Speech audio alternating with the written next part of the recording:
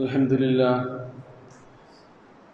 الحمد لله حمدا كثيرا طيبا مباركا فيه نحمده ونستعينه ونؤمن به ونتوكل عليه ونعوذ بالله من شرور أنفسنا ومن سيئات أعمالنا من يهده الله فلا مضل له ومن يضلله فلا هادي له وأشهد أن لا إله إلا الله وحده لا شريك له وأشهد أن محمدا عبده ورسوله أرسله بالهدى ودين الحق ليظهره على الدين كله ولو كره المشركون اللهم صل على محمد وعلى آل محمد كما صليت على إبراهيم وعلى آل إبراهيم اللهم بارك على محمد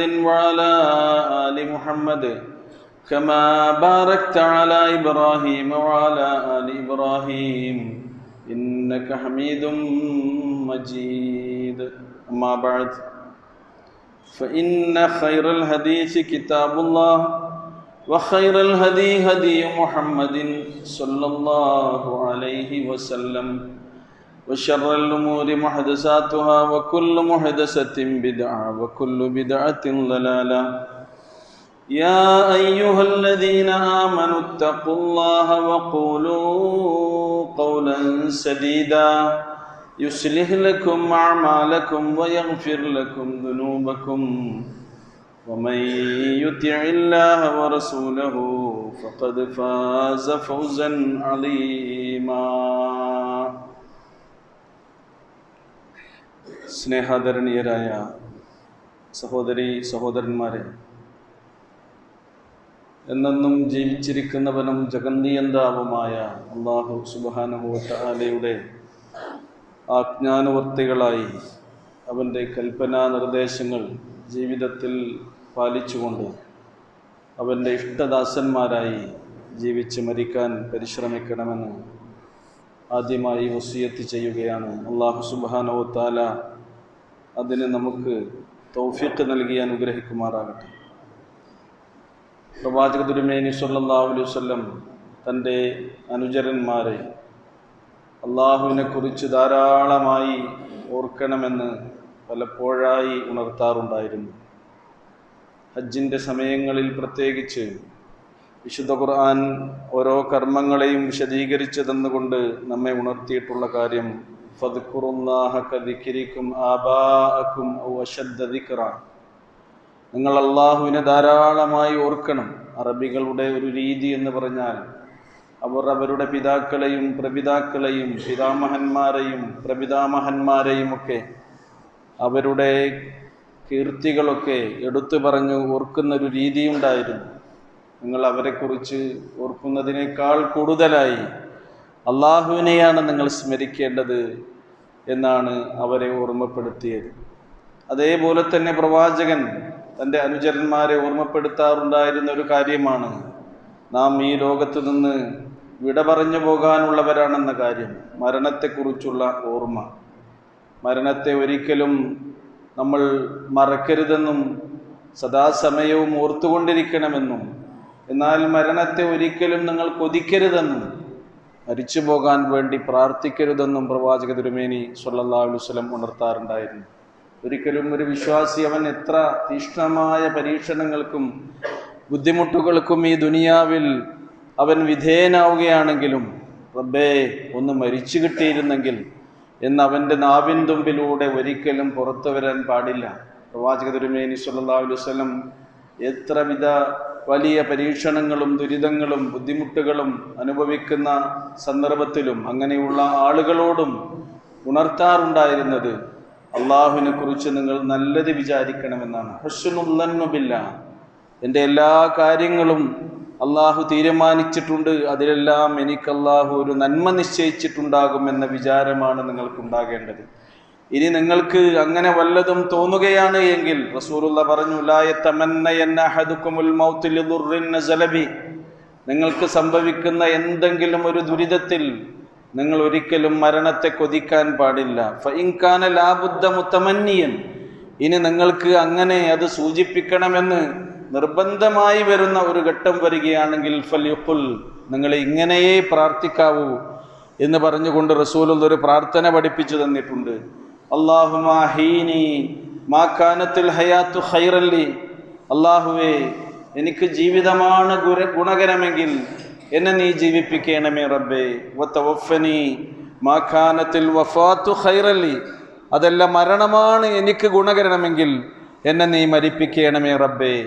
ഈ രീതിയിൽ നിങ്ങൾ പ്രാർത്ഥിക്കാവൂ എന്നാണ് പ്രവാചക തിരുമേനി സ്വല്ലല്ലാഹു അലൈഹി വസല്ലം പറഞ്ഞിട്ടുള്ളത്. സഹോദരങ്ങളെ, ഈ ഭൂമിയിൽ ജനിച്ചുകൊണ്ടിരിക്കുന്ന ഓരോ മനുഷ്യരും അവർക്ക് നിശ്ചയിക്കപ്പെട്ടിട്ടുള്ള ആ അവധി എത്തിക്കഴിഞ്ഞാൽ മരണമാകുന്ന യാഥാർത്ഥ്യത്തെ അവർ രുചിക്കുകയും കണ്ടുമുട്ടുക തന്നെ ചെയ്യുമെന്ന് ഖുർആൻ നമ്മെ ഉണർത്തുന്നുണ്ട്. ഈ പ്രപഞ്ചത്തിൽ സൃഷ്ടിക്കപ്പെട്ടതെല്ലാം തന്നെ ഒരു സമയത്ത് നശിക്കുക തന്നെ ചെയ്യും. ഖുർആൻ അത് പറയുന്നുണ്ട്. കുല്ലു ഷൈഇൻ ഹാലികുൻ ഇല്ലാ വജ്ഹഹു ലഹുൽ ഹുക്മു വഇലൈഹി തുർജഊൻ. കുല്ലു ഷൈഇൻ ഹാലികുൻ ഇല്ലാ വജ്ഹഹു, അല്ലാഹു സുബ്ഹാനഹു വ തആല ഒഴികെ മറ്റെല്ലാം ഈ ദുനിയാവിൽ നശിക്കാനുള്ള സൃഷ്ടികളാണ്. സൃഷ്ടാവായ അവങ്കിലേക്കാകുന്നു വഇലൈഹി തുർജഊൻ, എല്ലാവരും മടങ്ങിച്ചെല്ലാനുള്ളത് എന്നാണ് ഖുർആൻ നമ്മെ ഓർമ്മപ്പെടുത്തുന്നത്. കുല്ലു മൻ അലൈഹാ ഫാൻ വയബ്ഖാ വജ്ഹു റബ്ബിക ദുൽ ജലാലി വൽ ഇക്റാം. അത്യുദാരനും ആദരണീയനുമായ അല്ലാഹു, മഹോന്നതനുമായ അല്ലാഹു മാത്രം അവശേഷിച്ച് ഈ പ്രപഞ്ചം മുഴുവൻ നശിച്ചു പോകും എന്നും വിശുദ്ധ ഖുർആൻ നമ്മെ ഉണർത്തുന്നുണ്ട്. മനുഷ്യരെ സംബന്ധിച്ചും കുല്ലു നഫ്സിൻ ദാഇഖത്തുൽ മൗത്ത്, എല്ലാ മനുഷ്യരും മരണത്തെ രുചി നോക്കുക തന്നെ ചെയ്യും എന്ന് ഖുർആൻ പറയുന്നുണ്ട്. ഖുൽ, അവരോട് പറയുക പ്രവാചകരെ, ഇന്നൽ മൗതല്ലദീ തഫിറൂന മിൻഹു ഫഇന്നഹു മുലാഖീകും. ഏതൊരു മരണത്തെയാണോ നിങ്ങൾ ഭയപ്പെടുന്നത്, ഏതൊരു മരണമുഖത്തിൽ നിന്നാണോ നിങ്ങൾ ഓടി ഒളിക്കാൻ വേണ്ടി ശ്രമിക്കുന്നത്, ആ മരണം നിങ്ങളെ കണ്ടുമുട്ടുക തന്നെ ചെയ്യും എന്നവരോട് പ്രസ്താവിക്കുക, അവരോട് പറഞ്ഞുകൊടുക്കുക പ്രവാചകരെ എന്ന് പറഞ്ഞുകൊണ്ട് ഈ കാര്യം നമ്മെ അടിക്കടി ഉണർത്തുന്നത് കാണാൻ കഴിയും.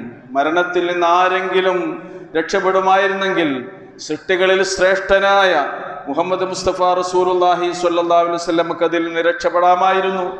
പക്ഷേ പ്രവാചകനോട് നേരിട്ട് വിശുദ്ധ ഖുർആൻ പറയുന്നത് എന്താണെന്നോ, ഇന്നക മയ്യിതും വ ഇന്നഹും മയ്യിതൂൻ.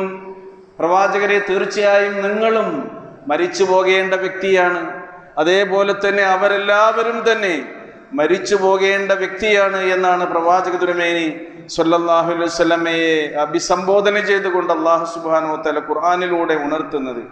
വമാ ജഅൽനാ ലിബശരിൻ മിൻ ഖബ്ലിക്കൽ ഖുൽദ്. പ്രവാചകരെ, നിങ്ങൾക്ക് മുമ്പ് ഒരു മനുഷ്യനും നാം അനശ്വരത നൽകിയിട്ടില്ല. ഖുൽദ് എന്ന് പറഞ്ഞാൽ കാലാകാലം ശാശ്വതമായി കഴിഞ്ഞുകൂടാനുള്ള ഒരു പ്രകൃതി ഒരു മനുഷ്യനും തന്നെ നൽകിയിട്ടില്ല. എന്നിരിക്കെ നീ മരിച്ചെങ്കിൽ അവർ നിത്യജീവികളായി മാറുമോ എന്നവരോട് ചോദിക്കുക. വിശുദ്ധ ഖുർആനിന്റെ ചോദ്യങ്ങളാണിതെല്ലാം. പ്രവാചക തിരുമേനി സ്വല്ലല്ലാഹു അലൈഹി വസല്ലം കാവൽ തേടി പ്രാർത്ഥിച്ചിരുന്ന പ്രാർത്ഥനാ രീതി ഹദീസുകളിൽ നമുക്ക് പരിശോധിച്ചാൽ കാണാൻ കഴിയും. പ്രവാചകൻ പറയുന്നു, അഊദു ബിഇസ്സതികല്ലദീ ലാ ഇലാഹ ഇല്ലാ അൻതല്ലദീ ലാ യമൂത്ത്. ഒരിക്കലും മരിക്കാത്തവനായി അമരനായി ഇവിടെയുള്ളത് അല്ലാഹു സുബ്ഹാനഹു വ തആല മാത്രമാകുന്നു. അതുകൊണ്ട് ഒരിക്കലും മരിക്കാത്തവനായ അല്ലാഹുവേ, നീയല്ലാതെ ഒരു ആരാധ്യനില്ല. നിന്റെ ഇസ്സത്ത് കൊണ്ട്, നിന്റെ പ്രതാപം കൊണ്ട് നിന്നിൽ ഞങ്ങൾ കാവൽ തേടുന്നു റബ്ബേ എന്ന് പറഞ്ഞുകൊണ്ടാണ് ഇസ്തിആദ പ്രവാചക തിരുമേനി സ്വല്ലല്ലാഹു അലൈഹി വസല്ലം അള്ളാഹുവിനോട് ശരണം തേടി പ്രാർത്ഥിക്കാറുണ്ടായിരുന്നത് എന്നാണ്. വൽ ഇൻസു വൽ ജിന്നു യമൂത്തൂൻ. എന്നാൽ മനുഷ്യവർഗവും ജിന്നുവർഗവും അവർ മരിച്ചു പോകുന്നവരാണ്. ജിന്നുവർഗവും നമ്മളെപ്പോലെ ജനിക്കുന്നവരാണ്, ഇവിടെ കുടുംബമായി ജീവിക്കുന്നവരാണ്. മനുഷ്യവർഗത്തെ പോലെ ഇവിടുന്ന് മരണം സംഭവിച്ച് മരിച്ച് പിരിഞ്ഞ് വിടവാങ്ങിപ്പോകുന്നവരാണ്. ഈ കാര്യമാണ് പ്രവാചകന്റെ പ്രാർത്ഥനയിലൂടെയും വിശുദ്ധ ഖുർആനിന്റെ വചനങ്ങളിലൂടെയും നമുക്ക് ബോധ്യപ്പെടുന്നത്. മരണം എന്നുള്ളതൊരു യാഥാർത്ഥ്യമാണ്. അത് എല്ലാവരെയും സമീപിക്കുക തന്നെ ചെയ്യും. പ്രവാചക പത്നി ഉമ്മു ഹബീബ റളിയല്ലാഹു അൻഹ ഒരിക്കൽ പ്രവാചക തിരുമേനി സ്വല്ലല്ലാഹു അലൈഹി വസല്ലമയുടെ സമീപത്തിരിക്കുമ്പോൾ അവർ ഇങ്ങനെ പ്രാർത്ഥിക്കുന്നതായി പ്രവാചക തിരുമേനി സ്വല്ലല്ലാഹു അലൈഹി വസല്ലമയുടെ ശ്രദ്ധയിൽപ്പെട്ടു. അവർ പ്രാർത്ഥിച്ചത് എന്താണെന്നോ, അല്ലാഹുമ്മ അംതിഅനി ബിസൗജി റസൂലില്ലാഹി സ്വല്ലല്ലാഹു അലൈഹി വസല്ലം വബി അബി സുഫിയാൻ വബി അഖി മുആവിയ. അല്ലാഹുവേ, എൻ്റെ ഇണയായ പ്രവാചക തിരുമേനി സ്വല്ലല്ലാഹു അലൈഹി വസല്ലമയിൽ എനിക്ക് നീ സൗഭാഗ്യം ആസ്വദിപ്പിച്ചു തരേണമേ. എൻ്റെ പിതാവായ അബൂ സുഫിയാനിലും എനിക്ക് സൗഭാഗ്യം ആസ്വദിപ്പിച്ചു തരേണമേ. എൻ്റെ സഹോദരനായ മുആവിയയിലും എനിക്ക് സൗഭാഗ്യം ആസ്വദിപ്പിച്ചു തരേണമേ എന്ന് പ്രാർത്ഥിച്ചപ്പോൾ പ്രവാചക തിരുമേനി സ്വല്ലല്ലാഹു അലൈഹി വസല്ലം അവരോട് പറയുകയുണ്ടായി, ലഖദ് സഅൽതില്ലാഹ ലിഅജലിൻ മദ്റൂബ വഅയ്യാമിൻ മഅദൂദ വഅർസാഖിൻ മഖ്സൂമ. നീ അല്ലാഹുവിനോട് ചോദിച്ചത് ഇരുന്നത് എന്താണെന്നോ, അല്ലാഹു നിശ്ചയിക്കപ്പെട്ട ഒരു അജലിന്റെ ആളുകളെ കുറിച്ചാണ് നീ ചോദിച്ചത്. അതേപോലെ തന്നെ എണ്ണപ്പെട്ട ദിനങ്ങൾ അല്ലാഹു കണക്കാക്കിയ ആളുകളിൽ നിന്നാണ് നീ സൗഭാഗ്യം പ്രതീക്ഷിച്ചത്. അതേപോലെ തന്നെ വീതിച്ചു നൽകിയിട്ടുള്ള വിഭവങ്ങളിലാണ് നീ സൗഭാഗ്യം പ്രതീക്ഷിച്ചത്. അല്ലാഹു സുബ്ഹാനഹു വ തആല ഒരു അജല് നിശ്ചയിച്ചിട്ടുണ്ട്, അതിനെ ഒരിക്കലും തന്നെ മുൻകടക്കാനോ ഒരാൾക്ക് നിശ്ചയിച്ചിട്ടുള്ള അജല് പിന്തിപ്പിക്കുവാനോ ഒരിക്കലും സാധിക്കുകയില്ല.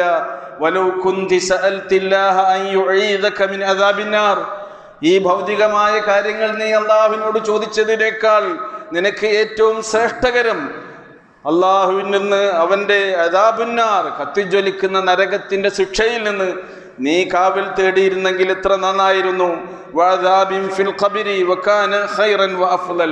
അതുപോലെ തന്നെ ഖബർ ശിക്ഷയിൽ നിന്ന് നീ കാവൽ തേടിയിരുന്നെങ്കിൽ എത്ര നന്നായിരുന്നു. അതായിരിക്കും നിനക്ക് ഏറ്റവും ശ്രേഷ്ഠകരവും ഏറ്റവും ഗുണകരവുമെന്ന് റസൂലുള്ളാഹ് മഹദിയെ ഉപദേശിച്ചതായി ഹദീസുകൾ നമുക്ക് കാണാൻ കഴിയും. സഹോദരങ്ങളെ, ഇതാണ് മരണം. നഹ്നു ഖദ്ദർനാ ബൈനകുമുൽ മൗത വമാ നഹ്നു ബിമസ്ബൂഖീൻ. നിങ്ങൾക്കിടയിൽ ഓരോരുത്തരുടെയും മരണം നാം നിശ്ചയിച്ചു വച്ചിട്ടുണ്ട്, അത് തീരുമാനിച്ചിട്ടുണ്ട്. അത് എപ്പോൾ, എവിടെ വെച്ച്, എങ്ങനെ സംഭവിക്കും എന്ന കാര്യം അല്ലാഹു സുബ്ഹാനഹു വ തആലക്ക് മാത്രമേ അറിയുകയുള്ളൂ. അതിന് മുന്തിപ്പിക്കാനോ പിന്തിപ്പിക്കാനോ ആർക്കും തന്നെ കഴിയുകയില്ല, അതറിയുകയുമില്ല. അള്ളാഹു നിശ്ചയിച്ച സമയം വന്നെത്തിയാൽ മാത്രമേ നമ്മൾ ഓരോരുത്തരും മരിക്കുകയുള്ളൂ. ഒരാൾ മരിക്കാൻ ഒരുങ്ങി, അതിന് ആത്മഹത്യ ചെയ്യാൻ തന്നെ ഒരാൾ വിചാരിച്ചു എന്ന് സങ്കല്പിക്കുക. അങ്ങനെയാണെങ്കിൽ പോലും ആ വ്യക്തിക്ക് അള്ളാഹു മരണം വിധിച്ചെങ്കിൽ മാത്രമേ അയാൾ മരിക്കുകയുള്ളൂ. അതാ ഖുർആൻ പറയുന്നത്, വമാ കാന ലിനഫ്സിൻ അൻ തമൂത ഇല്ലാ ബിഇദ്നില്ലാഹി കിതാബൻ മുഅജ്ജലാ. അള്ളാഹുവിന്റെ ഉത്തരവനുസരിച്ചല്ലാതെ ഒരാൾക്കും മരിക്കാൻ കഴിയുകയില്ല. അള്ളാഹു അനുമതി കൊടുത്ത് അള്ളാഹുവിന്റെ തീരുമാനങ്ങളും നിശ്ചയങ്ങളും അവൻ നിശ്ചയിച്ചു വച്ച അജലും എത്തിയാലല്ലാതെ ഒരിക്കലും തന്നെ ആർക്കും മരിക്കാൻ കഴിയുകയില്ലെന്നാണ് ഖുർആൻ പറയുന്നത്. മരണം എവിടെയും കടന്നു വരും. നിങ്ങൾ എവിടെ അതിൽ നിന്ന് രക്ഷപ്പെടാൻ വേണ്ടി ഒളിച്ചിരുന്നാലും, ഐനമാ തകൂനു യുദ്രിക്കുമുൽ മൗത്ത് വലൗ കുൻതും ഫീ ബുറൂജിൻ മുശയ്യദ. നിങ്ങൾ ഭദ്രമായി കെട്ടി ഉയർത്തപ്പെട്ടിട്ടുള്ള വലിയ അമ്പരചുംബികളായ കോട്ടകൾക്കുള്ളിലാണെങ്കിലും മരണം അവിടെയും നിങ്ങൾക്കെത്തിയ സമയത്ത് വന്നെത്തുക തന്നെ ചെയ്യുമെന്നാണ്. എവിടെ വെച്ച്, എങ്ങനെ, എപ്പോൾ മരിക്കുമെന്ന് നമുക്കറിയില്ല. ഖുർആൻ അത് പറയുന്നുണ്ട്. വമാ തദ്രി നഫ്സും ബിഅയ്യി അർളിൻ തമൂത് ഇന്നല്ലാഹ അലീമുൻ ഖബീർ. ഒരാൾക്കും തന്നെ അയാൾ ഏത് സ്ഥലത്ത് വെച്ച്, ഏത് അർളിൽ വെച്ച് മരിക്കുമെന്ന് അവൻ അറിയില്ല. അല്ലാഹു സുബ്ഹാനഹു വ തആല എല്ലാം അറിയുന്നവനും അവൻ സൂക്ഷ്മജ്ഞനുമാകുന്നു എന്നാണ് വിശുദ്ധ ഖുർആൻ നമ്മെ ഉണർത്തുന്നത്. പ്രവാചക തിരുമേനി സ്വല്ലല്ലാഹു അലൈഹി വസല്ലം ഒരിക്കൽ പറയുകയുണ്ടായി, ഇദാ അറാദല്ലാഹു ഖബ്ല റൂഹി അബ്ദിൻ. ഒരടിമയുടെ റൂഹിനെ പിടിക്കാൻ അല്ലാഹു സുബ്ഹാനഹു വ തആല ഉദ്ദേശിച്ചിട്ടുണ്ടെങ്കിൽ, അത് ഏതെങ്കിലും ഒരു സ്ഥലത്ത് വെച്ചാണെങ്കിൽ, ഇദാ അറാദല്ലാഹു ഖബ്ല റൂഹി അബ്ദിൻ ബി അർളിൻ, എവിടെ വെച്ചാണോ അള്ളാഹു അവന്റെ റൂഹ് പിടിക്കാൻ ഉദ്ദേശിച്ചിട്ടുള്ളത് എങ്കിൽ ജഅല ലഹു ഫീഹാ ഹാജ, ആ സ്ഥലത്തേക്ക്, ആ പ്രദേശത്തേക്ക് അങ്ങോട്ട് ചെല്ലാനുള്ളൊരു ആവശ്യം അള്ളാഹു അവൻ ഉണ്ടാക്കി കൊടുക്കുമെന്നാണ്. ഇത് നമ്മൾ നിത്യേന എന്നവണ്ണം കാണുന്നതാണ്.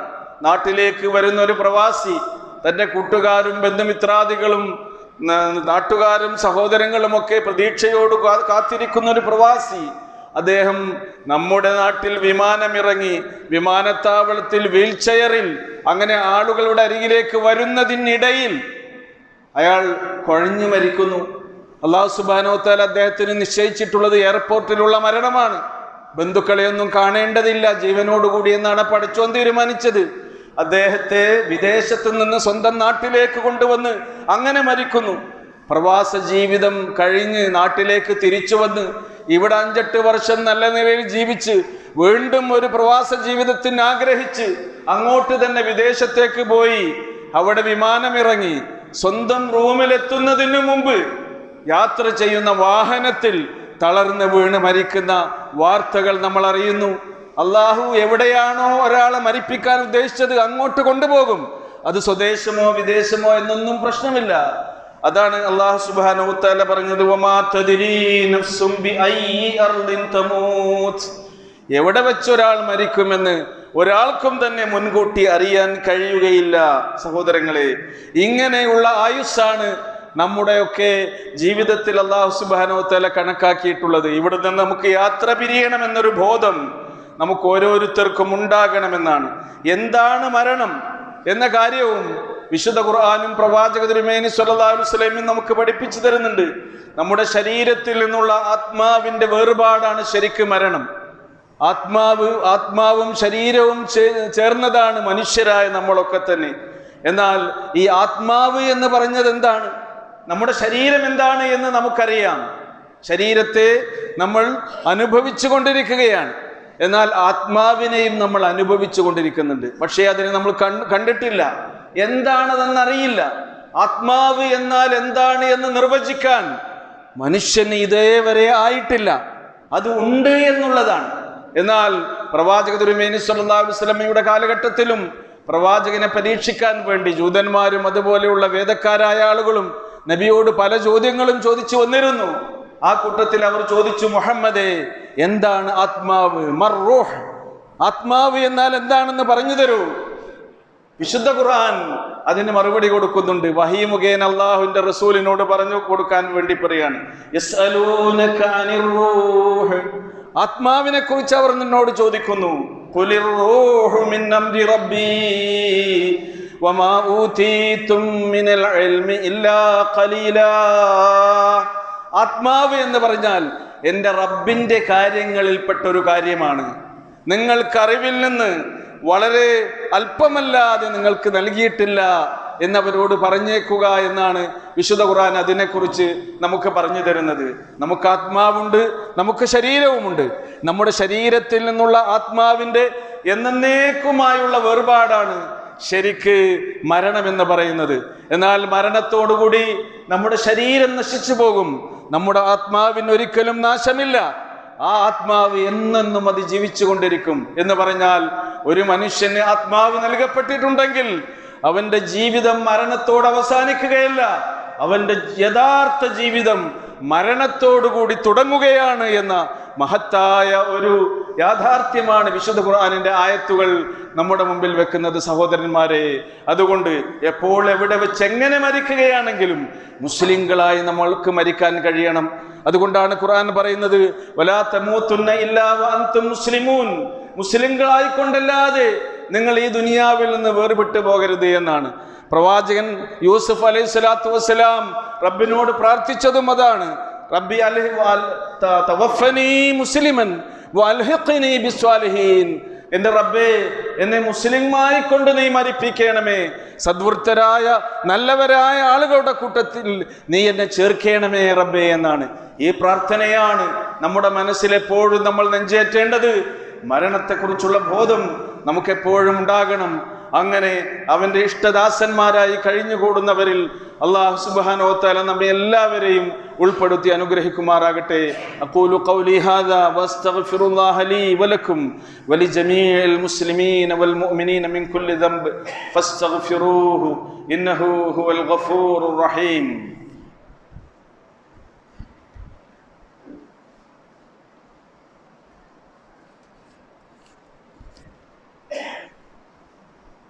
അൽഹംദുലില്ലാഹില്ലദീ ഹദാനാ ലിഹാദാ വമാ കുന്നാ ലിനഹ്തദിയ ലൗലാ അൻ ഹദാനല്ലാഹ്. അല്ലാഹുമ്മ സ്വല്ലി അലാ മുഹമ്മദിൻ വഅലാ ആലി മുഹമ്മദ് കമാ സ്വല്ലൈത അലാ ഇബ്രാഹീമ വഅലാ ആലി ഇബ്രാഹീം.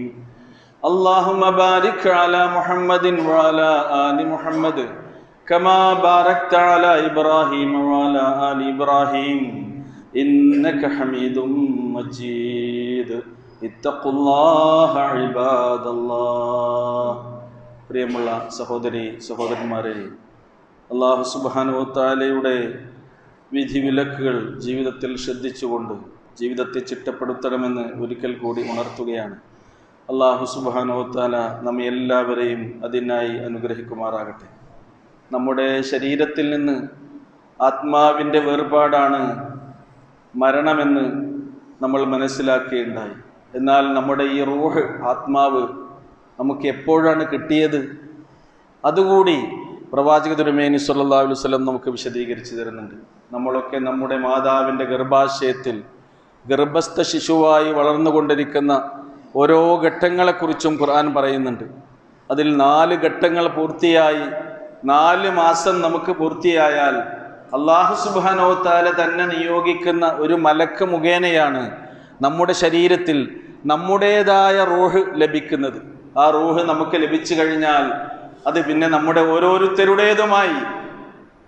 ആ റൂഹ് നമ്മിൽ നിന്ന് അടർത്തിക്കൊണ്ടുപോകുവാനും അല്ലാഹു സുബ്ഹാനഹു വ തആല നിയോഗിക്കുന്നത് മലക്കിനെ തന്നെയാണ്. ഖുർആൻ പറയുന്നുണ്ട്, ഖുൽ യതവഫാകും മലക്കുൽ മൗത്തില്ലദീ വകില ബികും സുമ്മ ഇലാ റബ്ബികും തുർജഊൻ. പ്രവാചകരെ അവരോട് പറഞ്ഞു കൊടുക്കുക, യതവഫാകും മലക്കുൽ മൗത്ത് അല്ലദീ വകില ബികും, നിങ്ങളുടെ മേൽ ഓരോരുത്തരുടെയും മേൽ ചുമതലയേൽപ്പിക്കപ്പെട്ട മലക്കുൽ മൗത്ത് വന്നുകൊണ്ട് നിങ്ങളെ മരിപ്പിക്കുക തന്നെ ചെയ്യും. പിന്നീട് നിങ്ങൾ നിങ്ങളുടെ റബ്ബിന്റെ അരികിലേക്കാകുന്നു മടക്കപ്പെടുക. ഈ യാഥാർത്ഥ്യം ഓരോ മനുഷ്യനും അറിയണമെന്നാണ്. അപ്പോൾ നമ്മുടെ ഗർഭസ്ഥ ശിശുവാകുന്ന സന്ദർഭത്തിൽ 4ാമത്തെ മാസത്തിൽ നമുക്ക് കിട്ടിയ റൂഹ്, പിന്നെ നമ്മൾ ഉമ്മാന്റെ വയറ്റിൽ പൂർണ്ണ ശിശുവായി ഈ ഭൂമിയിലേക്ക് വരുമ്പോഴൊക്കെ നമുക്ക് ശരീരവുമുണ്ട് ആത്മാവുമുണ്ട് 4 മാസം മുതൽ.